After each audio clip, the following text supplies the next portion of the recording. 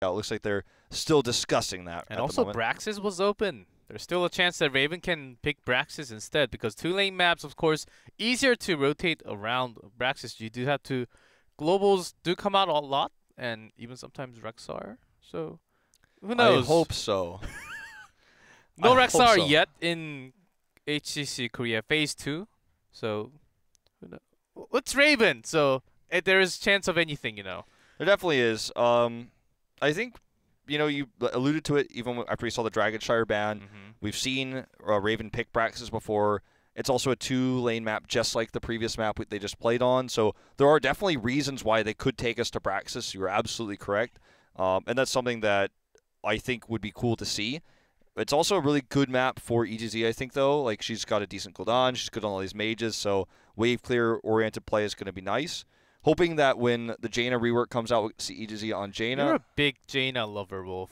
I just want to see it, man. It was one of the most dominating picks back in 2015. I want to see it come back. Okay, but no Braxis. Nope. It is Infernal Shrines game number 2 and Raven's choice. So first pick, first pen. We'll be going to RRR. Decent choice. And Raven did focus and picked Kerrigan a few times on this map. And Aspaden also not to be left out. Well, as far as Raven thinks. Raven thinks. Okay. Let's see how this draft goes. I feel like this is a draft we could see Leoric in. We haven't seen him yet today, actually, even though he hasn't been changed. We're still in the same balance patch from last week. He's changed in a lot of ways for the next patch, but a lot of people are saying he's better, but he's definitely not the same for what he can do with Royal Focus on this patch. And his level 7 that gives him the larger range of movement by 80%. Yeah, isn't that gone with the rework? That 7 is gone, yeah. Yeah, that 7 talent is gone. Removed. Okay. It might be like moved to 16 or something, but it's essentially gone. I at least if I remember correctly, it's like gone. We'll know more for next week because even though it is on live right now, it's not for HGC yet, which is what we focus on. Okay, first ban Genji, and are they going to keep the same and ban Ario? Well, Raven, after winning game number 1, should be feeling pretty confident going into 2, and they were the one who also chose the map. Let's see what kind of style and team comp, a theme they will try to create in the second draft here. They're taking a lot of time into this first ban. Yeah, definitely a lot of discussion going on here. Ariel seems to be the safe move, but as we were talking about, and I think that probably what Raven is talking about is that Ariel is just not really used by RRR too much. Well, let's see. Instead of ETC, I think picking Greymane can help them immensely here because it was banned out last time. This time Tassadar. Okay, that'll probably be EGZ's hero this time. So, I mean, Oduk's one of his best heroes is the Greymane for sure. But I don't think they'll get a chance to use it necessarily here. Does Raven just Karazim Rhaegar? We'll see. I mean, the soul laning and the split pushing we saw from Karazim was actually quite good. It was obviously made easier by the fact that they got an early keep. But you never know with this team. It's difficult to predict. It's more easy to just wait and see what they do and then analyze what they've chosen with this one. Because even though they've shown so much Karazim Rhaegar insta-locks here, the success rate has been quite low. I think that was their first win with it that we just watched. Lunara early on this one. The Rhaegar. Again, not standard. Do not try this at home. MV Black wouldn't try this. Okay. Do not try this. Well, Rhaegar first pick, I think it's alright when you have the second rotation. Lunara this early seems unnecessary almost because of that RRR will just get free Greymane, which they love to play. And right now Greymane's win rate in Korea is almost as broken as it is. I think even higher after series number 1 now. It was 69 before today's matches. Do you think they should take Uther here? Does that work with Tassadar well? I don't know about that. I think Uther's armor is very weak against Lunara's slow, longer damage as well. Like, it can be strong against, like, a Vala, because the damage is reduced repeatedly there, but against, like, the burn damage, not so good. Okay, here we go. So they want to wait. They want to figure out this comp entirely before they pick it. Might just be banned here, but better safe than sorry with this one. And Tyrael works very well with Greymane Tastar no matter what. An old favorite for many of the Korean teams. Kind of pioneering that back in spring and summer 2016. So Uther is an easy ban, but is it the best ban? Not necessarily. Looking towards the Malfurion. I actually like this. Silence can ruin what they have you know, set up here. Lunara then can't use her escape or leap to get out. A lot of burst damage comes in during that moment. The sustained healing coming in with a Tastar means that Greymane can function a lot better for a lot longer. Maybe this means that Raven is looking for a, not the biggest one, but somewhat of a wombo combo with Diablo, with Diong's favorite hero coming in later on. I think it's a hint that we can see from the second ban. That's a good point. It is Infernal Shrine, so yeah, when you're fighting on the shrine, that can be also be a zoning tool for them to have, as a APOC will be a big zone. And it's very hard to escape everything. So I think that's the line of thinking if I have to make a guess. Yeah, it's a pretty good reasoning. It does get a little bit weird for Raven because they also now have the opportunity to go Uther, like double support Lunara. But for me, I just feel like that's a very hard comp to pull off. They've never done it before. In fact, very few Korean teams have even been willing to try. That was the Western meta for Western Clash. We saw it a few times in Eastern Clash. But it feels like if you're a Western fan, you're like, oh my god, so easy, lock in the Uther, please. And they're not going to do it, not yet.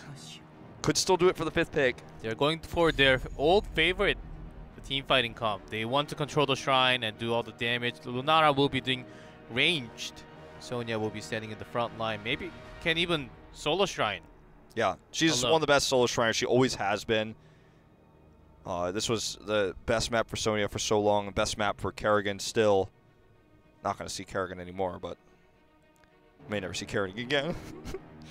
But, I mean, you've got two strong melee frontliners, can both solo shrine, can both solo lane, probably be Sonya in this case. Artanis will just look for swaps in the 4-man rotations to try to get those picks with Lunara.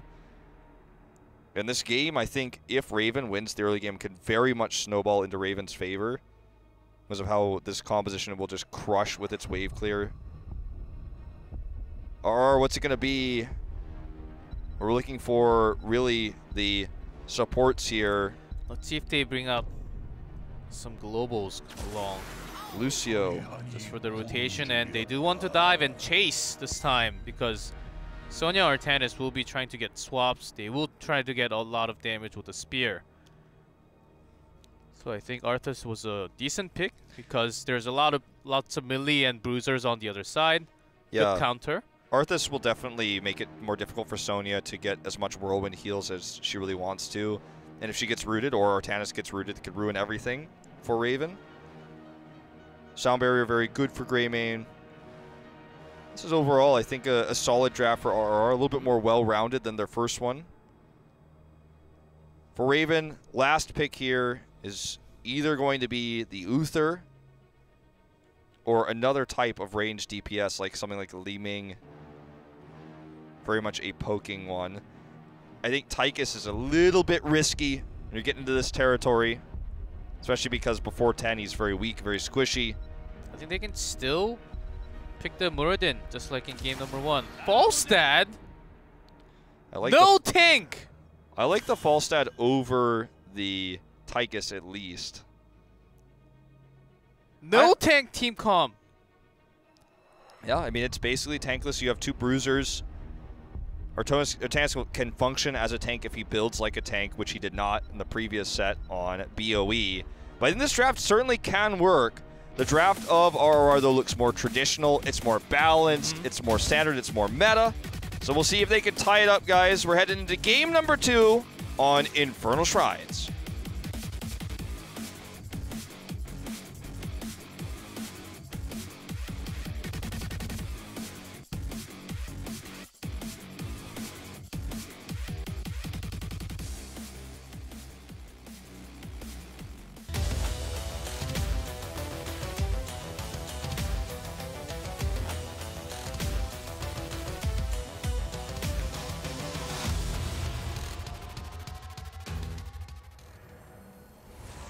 In blue, Raven, Darvish on Sonya, Hamlin on Artanis, NMX on Lunara, Dion on Falstad, and Chom on Rhaegar. And in red, RRR, Odok on Lucio, MSG on Greymane, EZZ on Tastar, Kong on Arthas, and take a look on Tyrael. There's a lot of damage coming out from Raven. They do have solo, not solo, double frontliners, bruisers.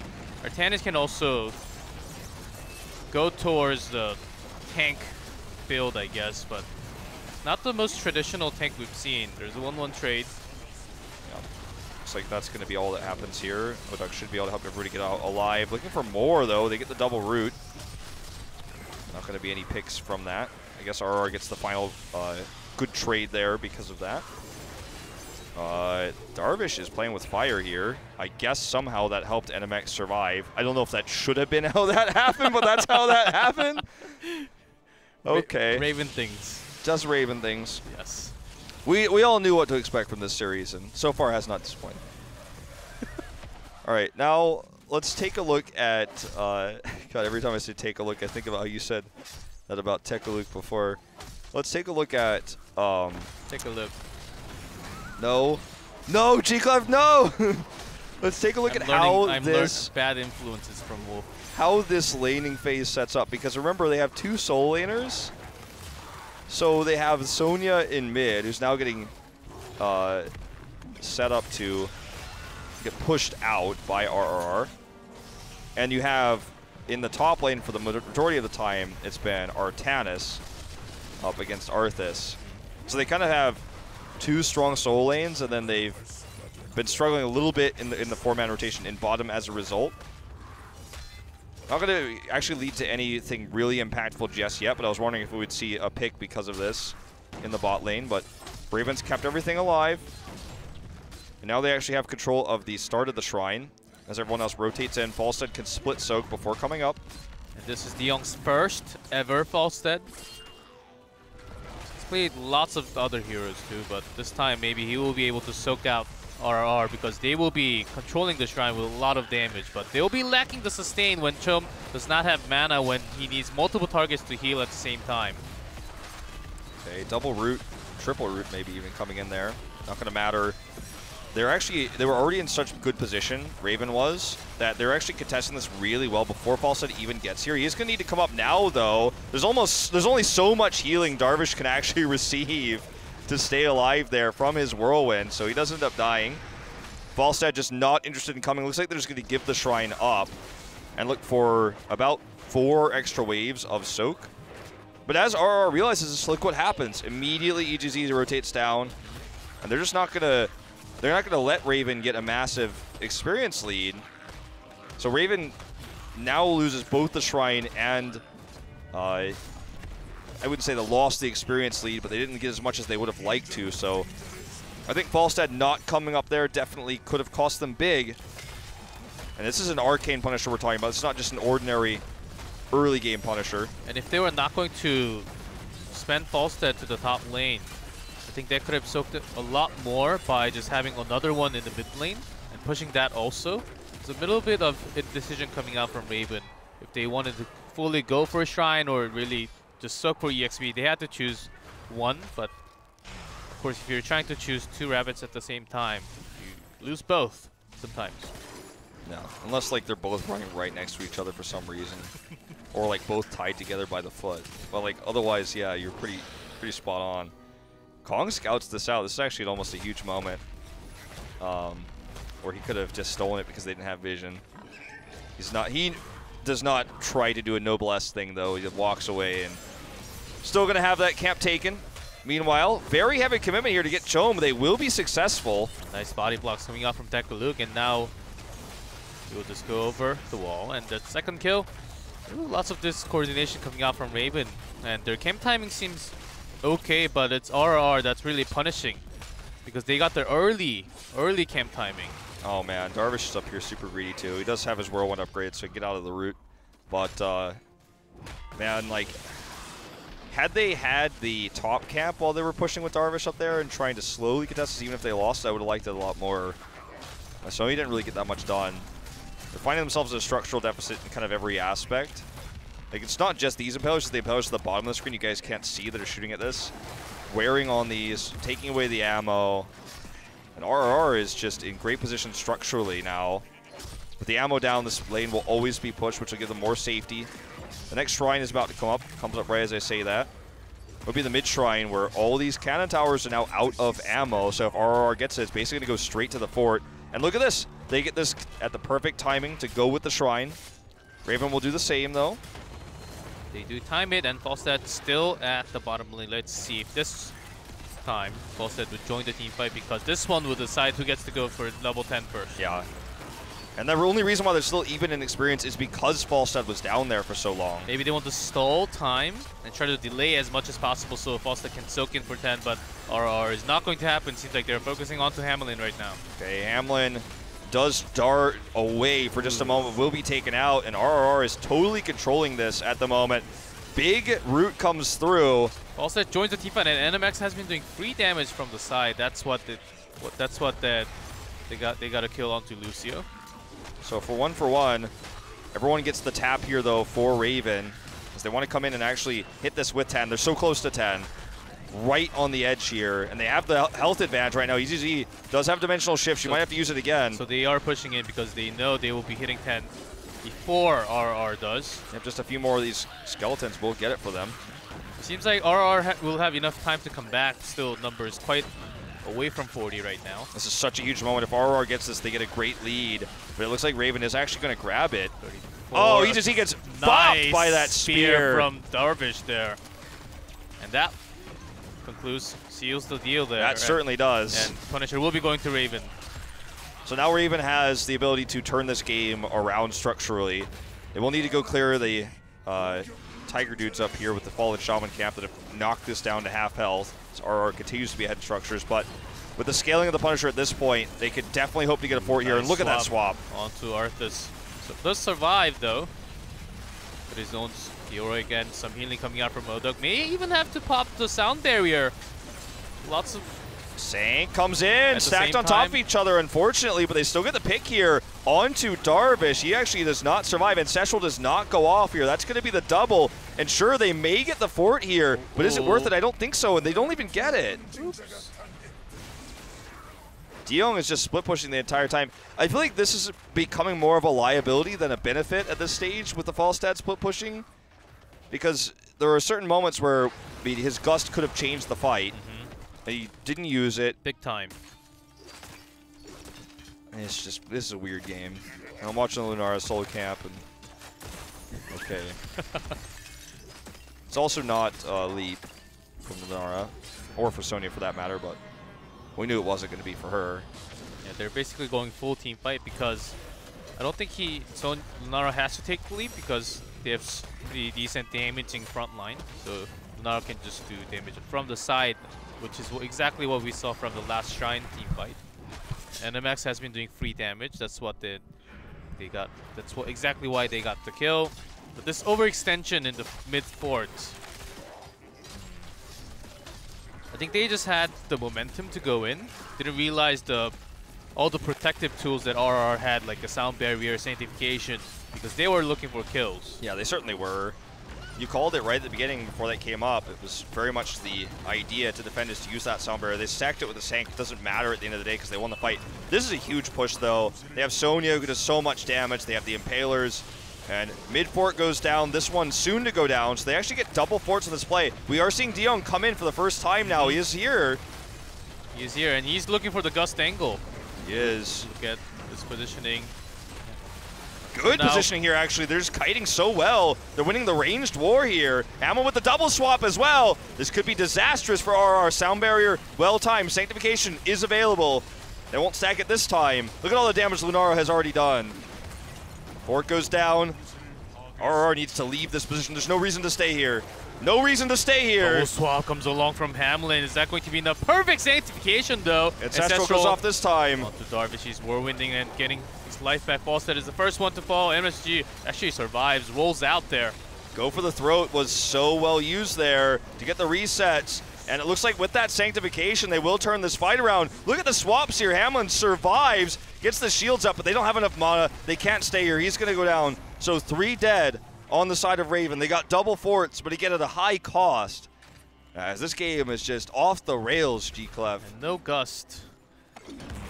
Still. I'm not saying still like he didn't this, but like I'm saying yeah, still no gust. I'm agreeing with you here. Yeah, it was a little weird. He Falstead gets 1 CC'd, but I thought he had an angle timing to actually use the gust. Maybe they were trying to engage instead, so gust could have gave chance for RR to escape. That's why he didn't use it at the last moment. I guess that's a okay trade for both sides, as RR actually will delay their camp timing for the Shrine. I think the advantage for RR is more temporary. I think the advantage for Raven is more permanent, that they got both forts there. RR played it risky. They won the fight, but had they lost it, they might have lost a keep wall or more. So that's why I was thinking there's no reason for them to fight. Even though they won, they didn't gain anything from it. So huge risk and like no reward. What did they even gain? They gained a 10 defender lead here, which is disappearing fast. Now this is going to be the fight they want to take. This is the fight where they have every reason to take it. They have Sanctification available again.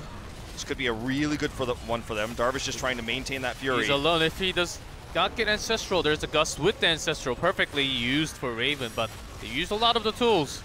Okay, HGC is going to run out of Archon very soon. A huge blind could be their moment to go in for the big fight. Diyoung, again, untouched in the back lines here. The same to be said of NMX, who's trying to kite his way back. Darvish doing so much here to heal himself. And now they're out sustained here. Another double swap comes through. HGC has to dimensional shift, but again, the Sank is there.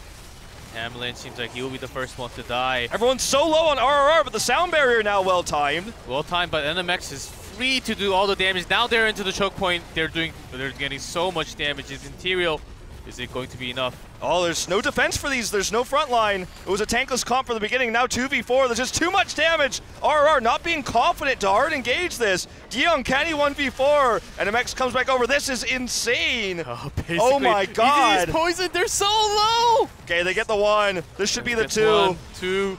Diyoung's so low. Oh, EGT wants to get the Side Storm kill. It's not going to happen. The Punisher did go to the side of Raven throughout all of that and is pushing here. Gets the fort.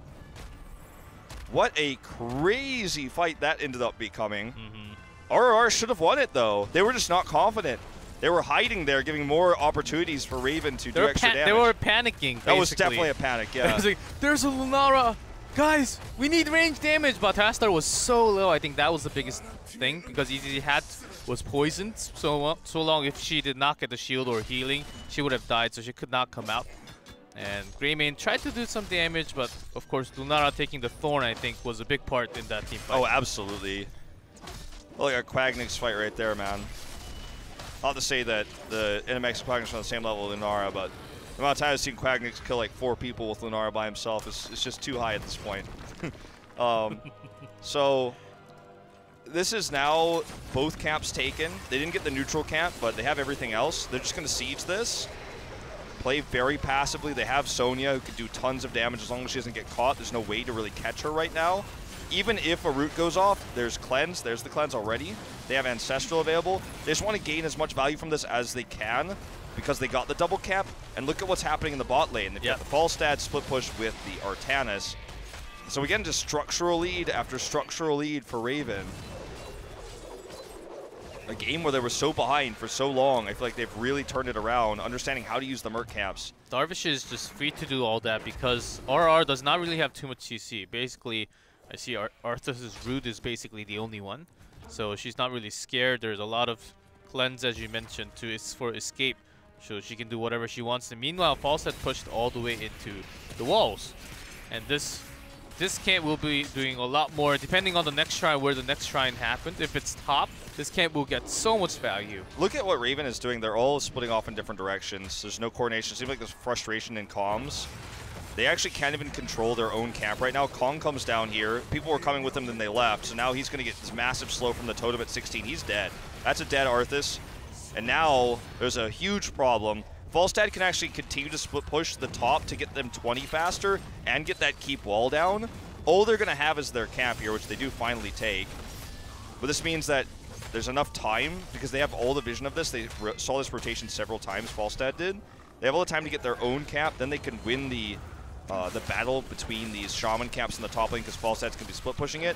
That puts pressure on the top keep. They have to deal with the bot camp right now. Like, everything is in Raven's favor right now. RRR is in big trouble because there's no strong play to make. There is no best play here. You just kind of have to deal with everything that's thrown at you and accept that you're going to lose this Punisher no matter what. Except for the defense. 20s are on the horizon, but you can't slow that either. Kind of almost a checkmate, if you will, at this point for RRR. It's very hard, and only thing you could actually, even that's, if you could get a pick onto Falstad, but Falstad has Gust available, so that will be a lot of resource and time wasted if you cannot make that work. So RRR just decided to stay nearby the keeps, because they couldn't really do anything. All the camps were already taken. The shrine was lost, so. Our Raven will be hitting 20 very soon. Okay, this is Raven's push to end the game. RRR has one chance to defend this. Blind used very early, but it's going to help keep the Punisher at top health as it starts to attack the core. MSG, the first one to go down here. It looks like he goes down. Oh, Soundbear saves him, but he might go down regardless. 20's reached. They have it. They're on the core. Core is going down 90% already. EZ's doing so much with the Archon, but it is not the Twilight Archon, and not yet. Core will be going down. Punisher already on it, and all the members survive. Falstad is the only one dead, and the game's over. Global heroes, so important. Falstad did so much for them this game. They controlled the mercenary cap so well. They win a game, 8 kills to 15, where the entirety of the early game they were behind. But every time they lost members, there was always a trade. There was always a fort, nearly a fort, an objective, a mercenary camp. The trades that RRR got for multiple kills never got advantages. But it never mattered when, after 2 forts went down, they got 3 kills. Because what they were able to achieve with it was very little. Whereas when Raven took fights and went deep, there was always a reason. There was always an answer for, okay, well, I lost 3, but I got a fort. I lost 3, but I got 2 cannon towers, and Artanis just stole the camp. Stuff like that. So, when you see games won, where the winning team has a massive kill deficit, you know that they're controlling the map better. You know that they're taking the better fights. Yep, I can feel their momentum, and it's been a while since the Crucible. I don't think they've had any kind of this moment since the Crucible. Yeah. And this momentum is really rolling in favor of Raven. And on the other side, RRR is down, and they are not feeling confident. They had their moments. I think they had to take an extra step to come back in that game. They did not, and they lost that game. Remember, this is the match that RRR has the highest chance of winning. If they lose this one, Miracle has to lose, and they have to win every other match, including against Miracle. That seems a lot harder. Yeah, so this is really rough, man. If they end up losing this next game, they're very likely going back to the Crucible. They might find themselves back in Open Division. Before that happens, though, we are going to take a very short commercial break. We'll be right back with game number 3.